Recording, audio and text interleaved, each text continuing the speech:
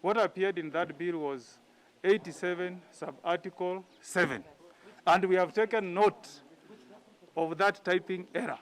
And that affected 32 county assemblies. Some of the bill, when it was sent, copy, had some error, a typing error that is correctable. According to the advice that we were given by the experts, we cannot amend the bill. So therefore, if we cannot amend, then what will the National Assembly consider? What will Senate consider? So therefore, us in the Senate, if we shall endorse the bill, we shall endorse an erroneous bill. All right, 3 members of that joint JLAC team that was considering this bill, they've been speaking about that, and we'll shortly get to hear more voices from members of that committee. But Honorable Mokomore, before we enter the break, I'll get to you, Dr. Omalo. You just said that you're not sure that there will be special sittings. We had expected that that would happen this week for the consideration and probably adoption or rejection of the report from the team. What's happening from the leadership of the House? I believe the Office of the Speaker is the one empowered to do the calling of a special sitting. It's supposed to be triggered by a write-up or a letter, a request by the majority leader that he has reasons or issues that require a special sitting. Now, if you look at our calendar, the recess ends on Tuesday, the 4th of May. And today we are on the 26th. So even if we have a sitting, it would have been tomorrow, Tuesday, Wednesday, and Thursday, which is okay. And even if it is not there, we can still do it next week. Now, the issue was that we wanted to adhere to some strict timelines within the BBI calendar so that we don't get too close to the timelines that are prohibited, when you can do some changes. First. The second is the issue whereby you have the people complaining about the typing error or the content. I don't know whether you wanted me to raise it or wait for you to comment. If you look at what has been happening, the people who have no time for this thing called BBI, whatever excuse that there is, they will always raise it as an objection why we shouldn't have BBI. One time it is about the economy. The other time is about the Kenyans that are not ready for this thing. The other time it's that we have the COVID. But there will be always spurious excuses or reasons why we shouldn't have this. So the issue is not about the BBI. Because my brother here, the senator, even if you tell him that, okay, we remove this typographical error, we remove even the 70 constituencies, now can we pursue or push the BBI? He will always tell you no, because it has some political angle to it. So in the political realm that we are facing or we are in, the issue, for example, of the typographical errors in any bill, they cannot be corrected by a committee. They cannot be corrected by a plenary. There is a law whereby the Attorney General can correct a typographical error. Right. And I would point to the error you are talking about. If you go to something called the spirit of the laws by the Frenchman of the 1748, in the spirit of laws, there is the intention or the entire BBI idea is to amend and correct this specific law. So if you go there, you are talking about 87, Article 87. But then the intention is Article 89. That's about now the constituencies. If the own description is about Article 89 and you put 87, surely that's not a fundamental error or a scandalous thing. You can go and correct and say, no, I didn't mean 87. But does it bother because of the context. But does it bother you that we are told that 32 counties considered the wrong bill? Or no, a bill there is errors? no wrong bill. There is no wrong bill. Just a moment, Honorable More. But 11 counties got the correct bill. Does it bother you, that confusion? No, where did they get the bill from? It was distributed by IEBC. IEBC, but Because IEBC says yes. that they received 57 copies from the promoters. Yes. And that's what they sent to 47 counties. Now, I want you to hear me out. IEBC is a very serious agency or body in this country. They get, even if it is 1 or 10 or 20 or 57, they cannot tell you that what they corrected, they did not go through it. Is it their work, or it's just to distribute to the counties? I want you to understand here. The bill they received, it may not be the one they sent to the county assemblies. How so? For many reasons. Because surely, if you are saying that you have a problem with what you received, if you talk to the body that was involved in it, they say they sent a copy of the bill and they forwarded to IBC. It was not the physical articles or bills they got that they forwarded. They must have forwarded bills that are credible. And this bill has no problem. That is my view. If it's about 87, Article 87, and Article 89, that one is a typographical error you can correct. Okay, Dr. Chris Omalo, of course, IEBC has come out through a statement and said theirs was just to receive the documents and send them to the counties, and that's what they did. So now it appears that 32 counties consider a bill that has errors. How do you correct that at a time that it has caused tension even within the joint JLAC team? First and foremost, there's a lot of blame game in the entire process. And as Honorable Mauka Maura said, I've been in this parliament. And when there's a typo error, you must look at the materiality of that error. Some errors are inconsequential.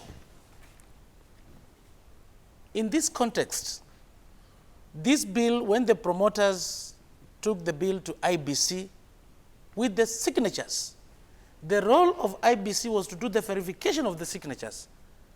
Upon satisfaction, they are supposed to transmit to the respective county assemblies. And the chairman of IBC came out clearly, and he said it. There was no amendment that was done.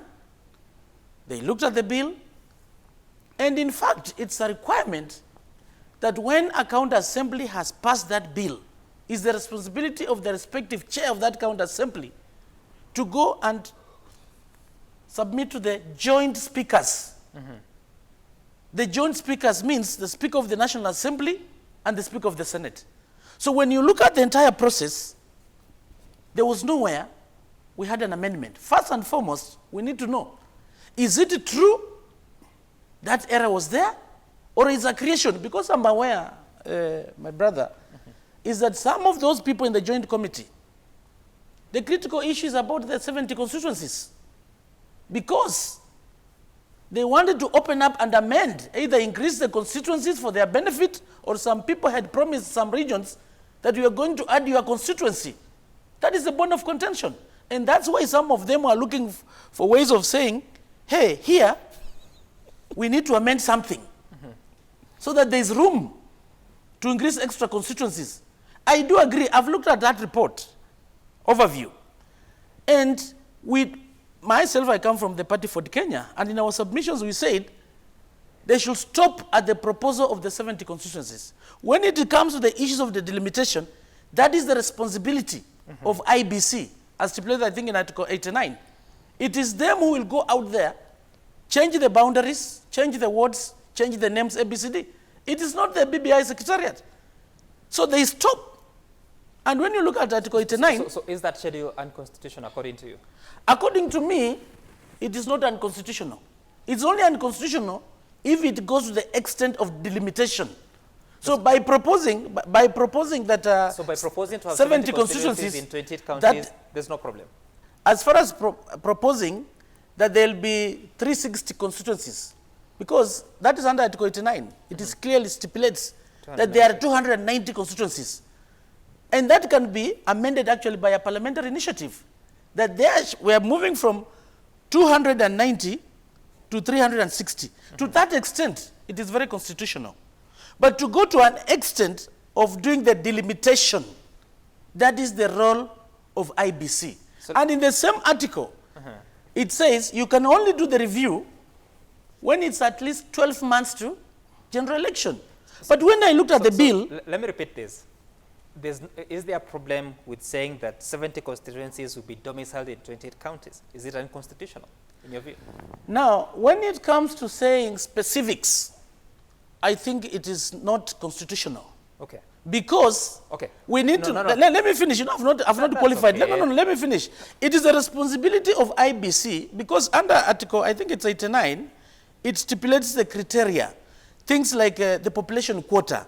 So the question is, where did the BBI Secretariat, which factors did they consider in coming up with these 70 constituencies? So is the responsibility of IBC to decide these constituencies will be in which counties? Okay. Because they have the data. All right, Dr. Chris, Yeah. I want us to listen to some of the stakeholders in this matter who have been speaking about this. Then you can hear from Senator Kangata here. Kenyans in a referendum can even decide to change anything. They can even decide to send Parliamentary home. They can even decide to scrap even IEBC. And that is what we are saying. The people, the power belongs to the people. I don't know how the BBI report or how the BBI team came up with the 70 constituencies. The allocation of the 70 constituencies to the respective counties. So I don't know what factors they took in consideration and what factors they did not take in consideration. The constitution is superior to IEBC. So you can even amend the constitution and say IEBC will not do any delimitation. But what is delimitation? Assigning 70 constituencies is not delimitation. It is what we call allocation. Delimitation, even, and I'll give the example of Nairobi, we have said that Nairobi will have 12 more, so there will be 29. The work of deciding where those 29 are, is it in Kasarani? Are you going to get another one in Dagoretti? No, that is the work of IEBC. That has not been taken away from them. All right, Dr. Chris Omalo says absolutely, but and that's the question, Senator Kangata, because as you respond to the question of errors, you sat in that committee, and I saw your report. You don't agree with a lot of things there, but these 70 constituencies, what should now happen? Because the report in part says that it is not okay for the BBI or the amendment bill to seek to create 70 constituencies and allocate them to certain counties. It should be the work of IEBC. So what happens? Before I answer that, let me explain that there are two angles to this issue. Number one is a substantive issue, then number two is a technical issue. The substantive issue, personally, I have a problem with how those constituencies were given out personally. Reason being, I've realized Mount Kenya region were not favored. In short, we were discriminated against, those counties from Mount Kenya region. Let me give you a good example. Kwale County has about 250,000 registered voters. They were given 2 constituencies. Kilifi County has about 500,000 registered voters. They were given 4 constituencies. Bungoma County has about 500,000 registered voters.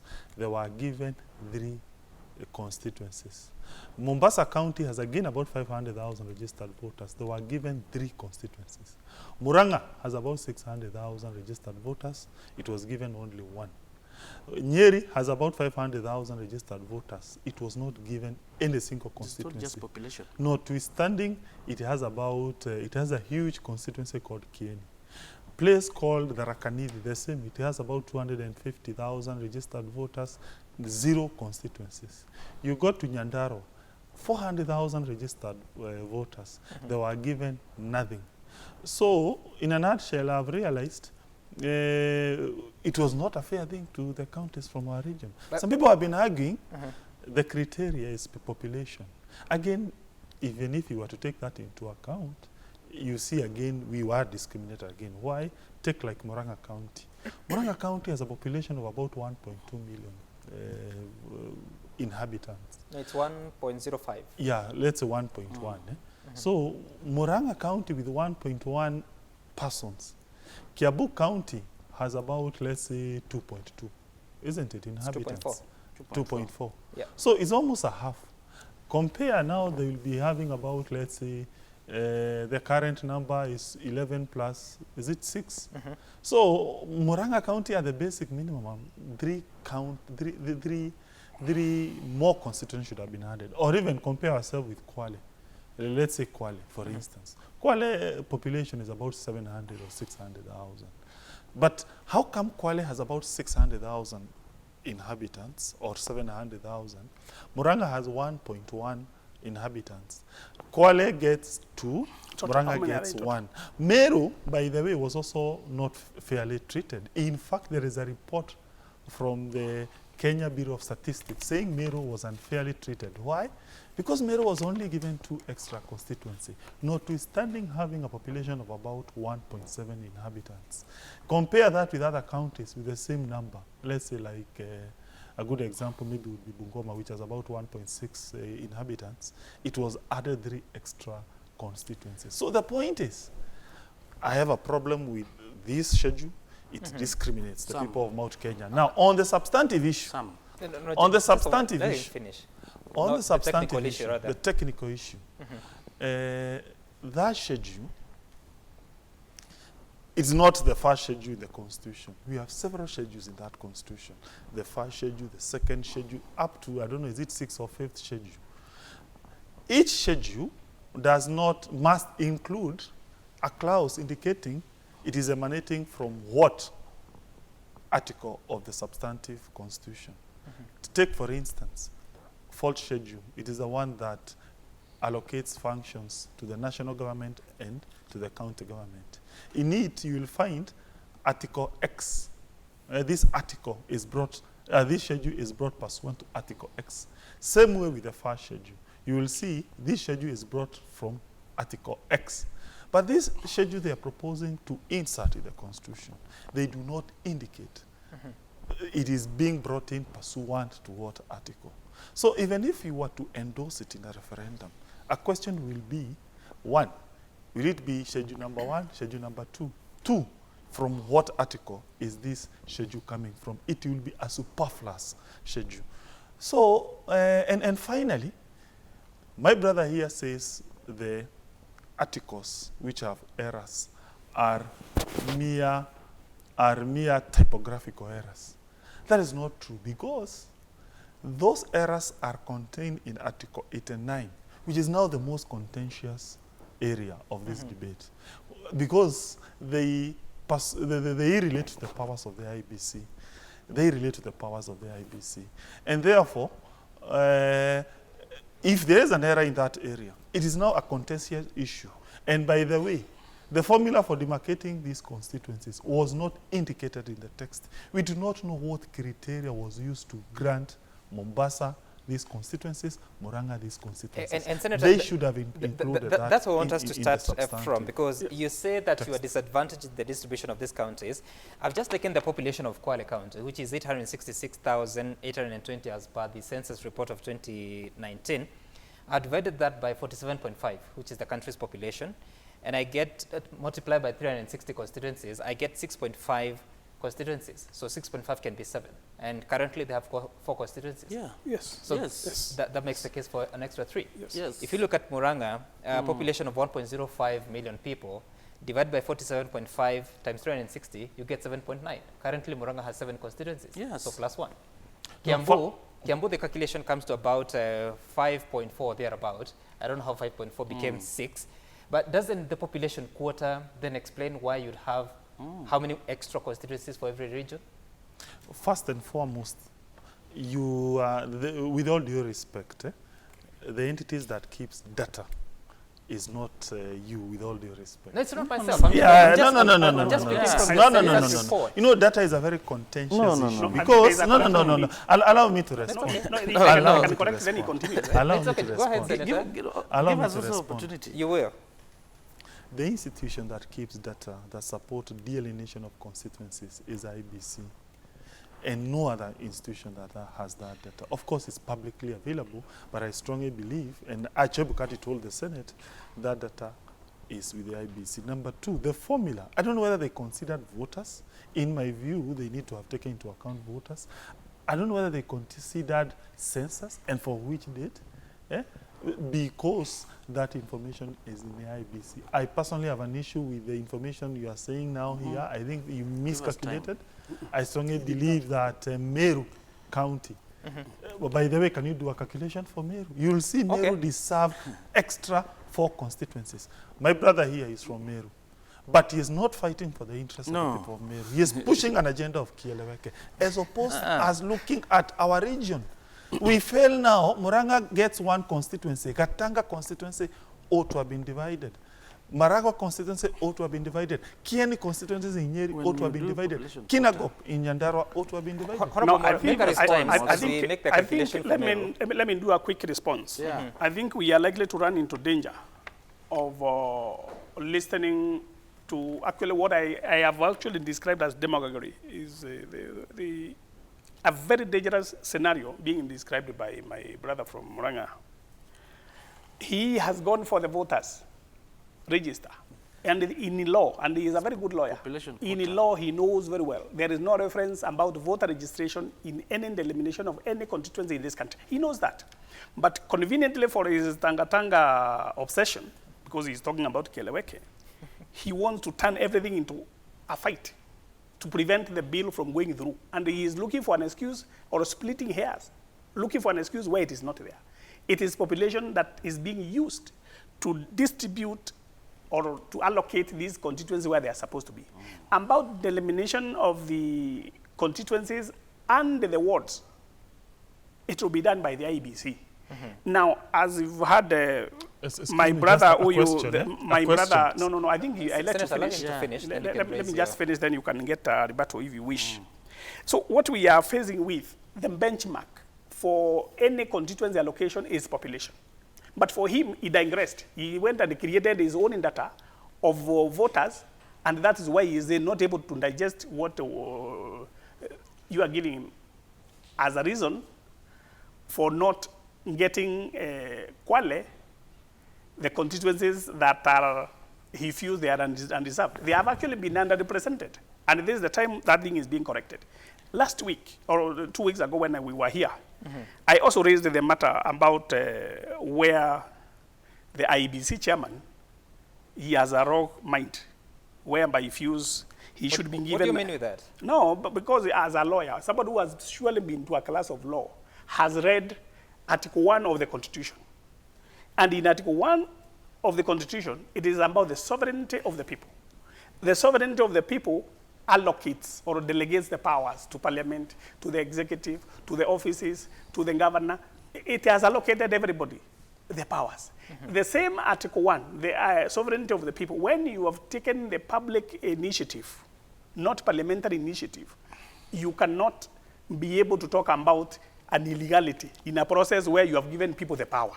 You only talk about an illegality if it is Parliament amending and taking those powers from IEBC.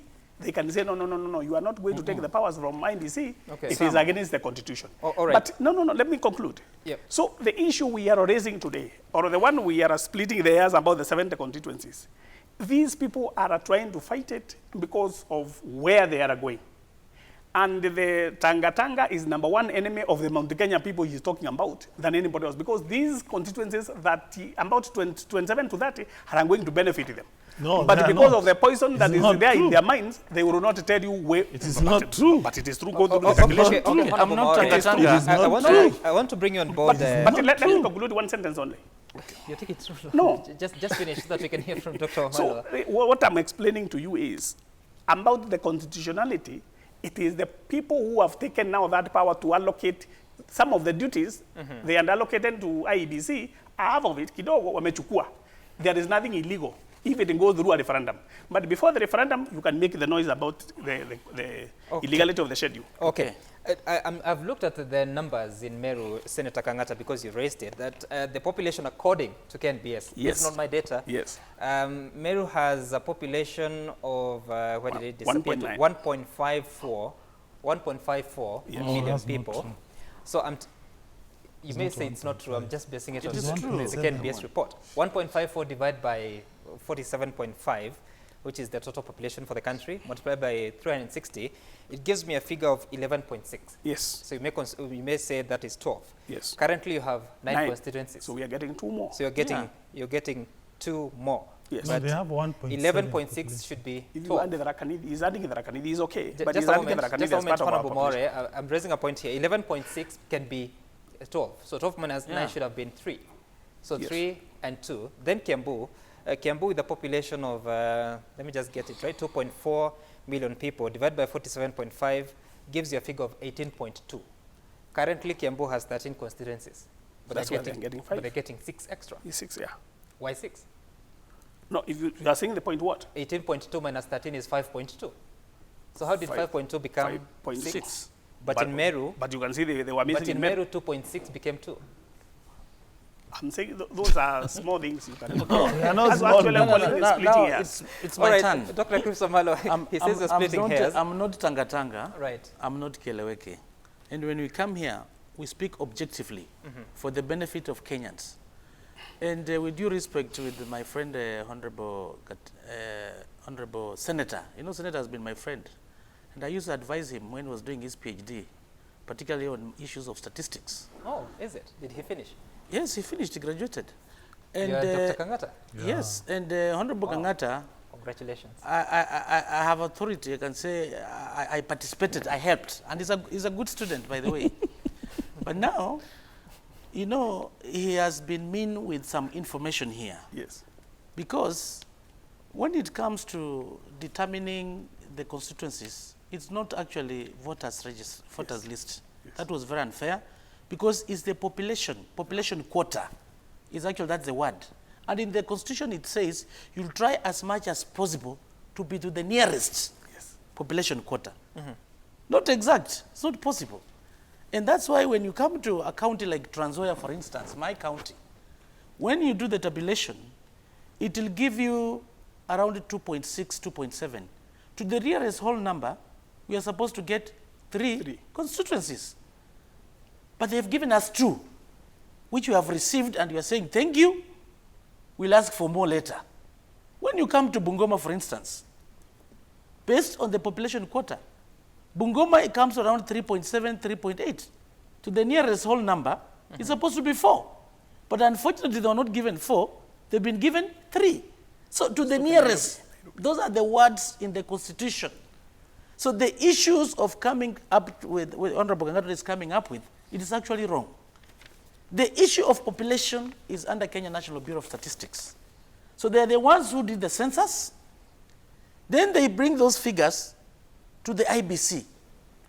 I know this BBI, they used a lot of info from the Kenya National Bureau of Statistics. Even if IEBC was given that, please tell us priority areas to give the 70 constituents, I have no doubt that the counties that they'll come up with will be to the nearest as much as possible to what BBI has given. I actually tried to do that in my own way. That's why I said, in terms of determining the constituencies, BBI was okay. But in terms of allocating to respective counties, should not have gone to that extent.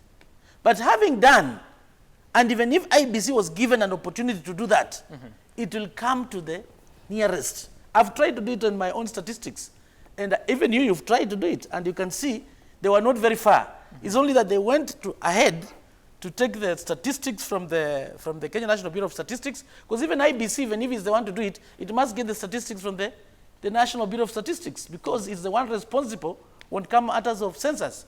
So even if IEBC has been given, tell us 70 constituencies will go where? They'll come to the as near as possible to what is in the BBI. Okay. Because I've done it in my own way. But having said that, on the issue of Parliament, we had a joint committee. I've seen many cases, a bill passing through Parliament without necessarily the report at the committee stage. So as we go back to Parliament, and I want this is to Honorable Mauka Maore, because he mentioned that the Speaker can only call a special sitting when the majority leader requires. It's not just only the majority leader. You know, I was in leadership before I was kicked out unfairly. So even the minority leader, Don't worry, you're in good company. even minority leader can also write to the Speaker that you want a special sitting. And the Speaker exists in Kenya. And the way things are, we need a special sitting. I agree with him, we are going back in a week's time. But this matter is very critical, that we need to dispense this. So today or tomorrow, I'll be looking at the Kenya Gazette, whether they're going to gazette a special sitting. Yes. So if there will be, maybe Thursday or Wednesday, we are ready. Okay. Because this is a critical issue, and we can't continue holding Kenyans. First of all, initially I was against the BBI. But there are so many amendments that were done And I strongly support the BBI. All right. Let's take it to the next. Can I do a little bit of a rejoinder? Yes, quickly. Fair enough, we can use the population. But when you look at Article 89, you know, we have several forms of units. We have regional units, we have ward, we have constituencies, we have counties. Under Article 89, what is the operative word? Is it counties or constituencies, Daktari? It is constituencies. Yes, it is constituencies. It is constituencies. But constituencies exist. So the consideration should not be about counties. It's not about, the drafter should not have considered, I don't know, Mombasa County, Murang'a County, Meru County. The key consideration should have been constituencies. So for me, for instance, I strongly believe Kieni County and Nyeri County deserve to be split. It is not the BBI. They went for Nyeri County. You go to a place like Nyandarua, Kinagop is ripe for division. So the constituency, you see, that's the confusion. That is the confusion. I think so it is one ground, allow me to finish. It is one ground of unconstitutionality because the consideration they put was counties. The correct consideration should have been population in constituencies. Okay. And therefore, by the way, look at that's here. what I was calling splitting hairs. No, it is the law. It is views. It is the law. It is the law. Because now you have done that calculation, you have said, I don't know what, but it's superfluous. What matters is constituency. Yeah, it is the constituency. It is the constituency. With due respect. Let me just read an article here, 8905. The boundaries of each constituency shall be such that the number of inhabitants in the constituency is as nearly as possible equal to the population quota, but the number of inhabitants of a constituency may be greater or less than the population quota in the manner specified in clause 6 to take account of geographical features, urban centers, community of interest, historical, economic, and cultural ties, means of communication, and so many others that have been enlisted there. But if Article 89, Subarticle 2 is to continue operating, that IEBC shall review the names and boundaries of constituencies at intervals of not less than 8 and not more than 12 years, but any review shall be completed at least 12 months before a general election of members of parliament. Then there's that question, what happens to the review of the 70 constituencies? And some of the leaders have been speaking about it. Now, listen. it's my turn. No, just listen first. Remember, Article 89.4 has been suspended, where the constituencies can still take force in less than a year. Because if we pass BBI and the constituencies have not been delimited, we cannot have an election. Because the election is what, you know, the Constitution says that the election of the president shall be held on the same day as the election of members of parliament. So if the Constitution says there are 360, yet you have not created those constituencies, then there might not be an election until you create those constituencies. Secondly, we are coming into a structure where you have a prime minister who is elected on the basis of the number of members of parliament. You cannot have that happening before you've created these constituencies, and that is why there is a strong push to have a fair distribution. Okay, that's Senator Sakaja there. And I want to ask you this question. Do you agree with Senator Sakaja that if 70 constituencies are not yet created before the 2022 general election, then we will not have it? And what must IBC do to be in a position to review the boundaries within such a short time, yet they say they require at least 2 years? I want to differ with Sakaja. The election date is a casting stone. It cannot be changed. I tried to change this in the election date, and you know what happened. Never got a quorum. And to change the term of the president, if you change the election date, automatically you'll be changing the term of the president. To extend the term of the president by even 1 week or whatever, it's a referendum matter. That is one. So the issue of postponing elections, that one cannot happen. And I don't think His Excellency the President has any interest to extend his term. When it comes to the 70 new constituencies, under the same Article 89, when you review this, it says it must be at least 12 months to the general election. When I read the the referendum bill, there's a transition clause, which automatically is repealing the other one, where it says, it talks of the 6 months, that this can be done so long as, instead of the 12 months, it's 6 months to the general election. But IEBC are the ones responsible for matters of delimitation. And by the way, Chebukati is not a rogue. I want to correct Honorable Mauga Maore. We must respect people, particularly who are not on this platform, because they cannot defend themselves. He went through the interviews, he passed. If you have any issue, bring a petition. It's provided for in the Constitution, so that we look at his performance. So I just wanted to correct him that. Okay. On that. So let me finish. Now, on the issue of the 70, the new constituencies, it is true. If at all we are going to amend the Constitution and say we are going to have 360 constituencies, it is actually the responsibility of IEBC to ensure in those 360 elections will be there. And if we get new constituencies, IEBC is supposed to do the delimitation. Of course, some wards will be moved from one constituency to another. They'll do massive voter registration. There'll be coding, register, and all that. Chebukati, in his wisdom, said, IEBC, it cannot be able to do that. It can only be given 2 years. But now, no, listen, Bana. I want you to listen. No, finish. It's Don't okay. be like just go ahead. I mean, so there are issues why he say that. It's about resources. In project management, there are 3 fundamentals. There's budget, scope, and schedule.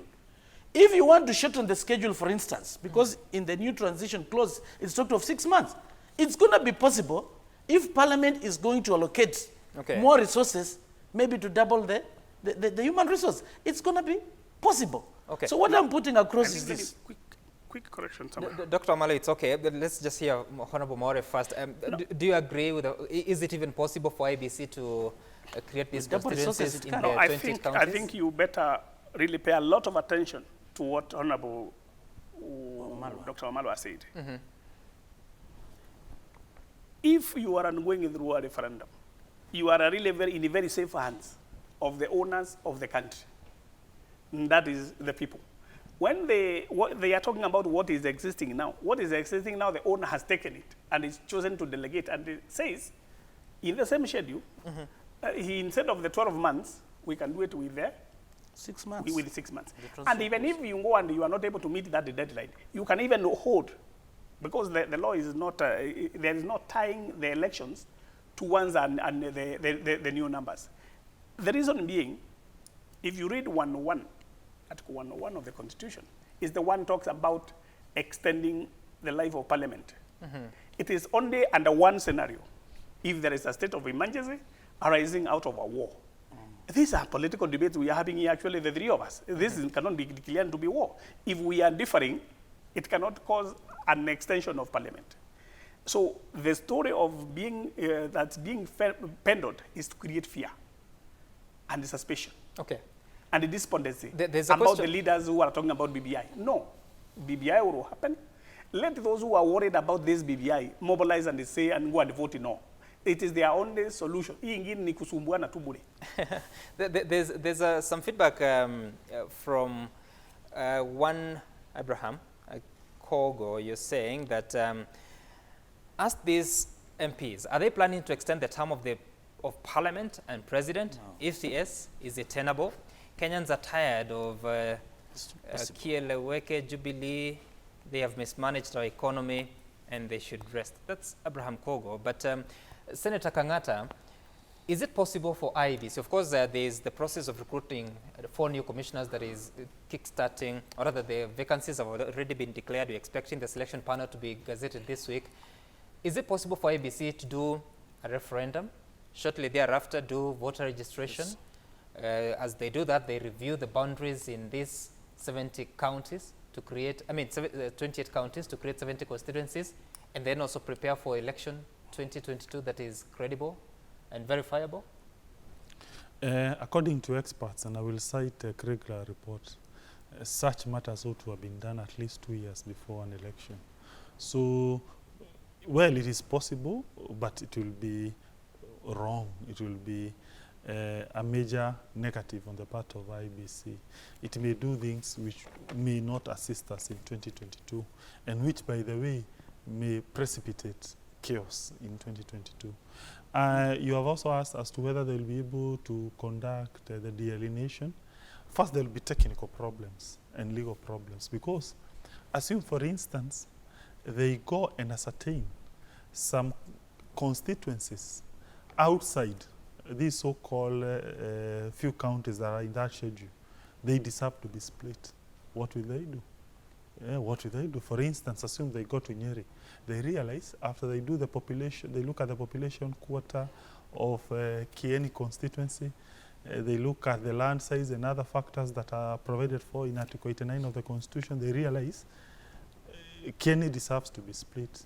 But now, because Nyeri County is not among the listed counties in the schedule, their hands are tied. The same they go to Kinangop in Nyandarua. They again find it is ideally from a legal point of view, it ought to be split. What will they do? They can't do anything because Nyandarua is not listed in the schedule. So for me, the effect of this schedule was to tie the constitutional mandate and and arrest the constitutional mandate of IEBC, which for me is completely illegal. And the people who have been arguing that it is possible for any form of amendment which gets approval by the people via Article 257 of the Constitution, that is popular initiative, to be validated by the people.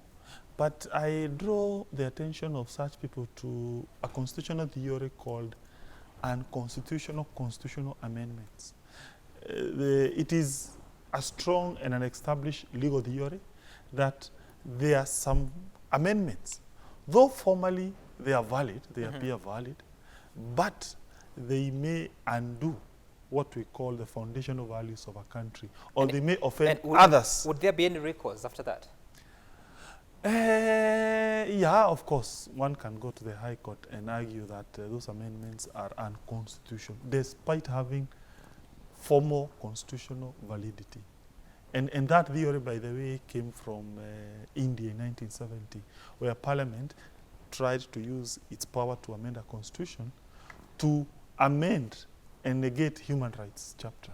And were the amendments undone? The court said no. Yeah, an order was issued, and the court said that Parliament does not have power to amend what we call the basic structure of a constitution. So for me also, this process has a problem. Even if because when you look at the constitution, don't look at an article in isolation. Okay. It's usually welded in several other articles. Take, for instance, Article 3, sub-article 1 of the Constitution says it is everyone's duty to defend the Constitution. So if you bring, for instance, before the Parliament, something that is manifestly unconstitutional, I hold the view Parliament has the power to say no, because under Article 3, sub-article 1 of the Constitution, it has a constitutional mandate to defend the validity and the coherence. That's a very interesting conversation, Senator Kangata, and I think we'll have it as we go on in this process, because there's so much to touch on. But let's take a look at some of the things you've been saying, the feedback you've been sending to us via Twitter, Citizen TV Kenya, at Sam Gituku, the hashtag being daybreak. This is Sir Rawlings. You said that I'm against the creation of any new constituencies. We already have a bloated National Assembly or Parliament. Now I wish we can permanently retain the 290, but allocate CDF based on population. We can fragment this country to a time we'll have over 1,000 members of Parliament. No. Someone else, Jacob Obere, just listening to Kangata on population and constituency distribution. He's basing only on population. He's not saying of any other formulation, number of votes, geographical infrastructure development. I think his argument was basically on the voter population, not the total population. Kiprono Abraham, it is clear that our MPs have eagle eyes in scrutinizing finer details of the amendment. Had you invested that asset in scrutinizing our economy, this country would be a first world country. Well, I think that's to you, members of Parliament. For Kango, you're saying this is the Secretary General of the Third Way Alliance. Kangata is being unnecessarily cunning. The territory of Kenya is first divided into counties, specified in the first schedule. The counties are the first units of devolved system, and you can only locate a constituency within a county. I bet you meant allocate. So that's your view. And that's our time. Dr. Chris Omalwa, asante sana kwa kuja. Senator Irungu Kangata and one Deputy Majority Whip at the National Assembly, Mauka Maora, you tell us that you're not certain of special sitting, but we'll watch the Gazette, the Kenya Gazette, to see whether it will be gazetted. As soon as that happens, we'll be sure to bring you that. But this conversation continues. Continue reading the Constitution, continue reading the Amendment Bill 2020, and engage in this public discourse so that you're better informed as a citizen and also as a voter when the time comes. My name is Sam Gituku. Up next is Sporty Monday with Willis Raburu and his crew. Stay tuned.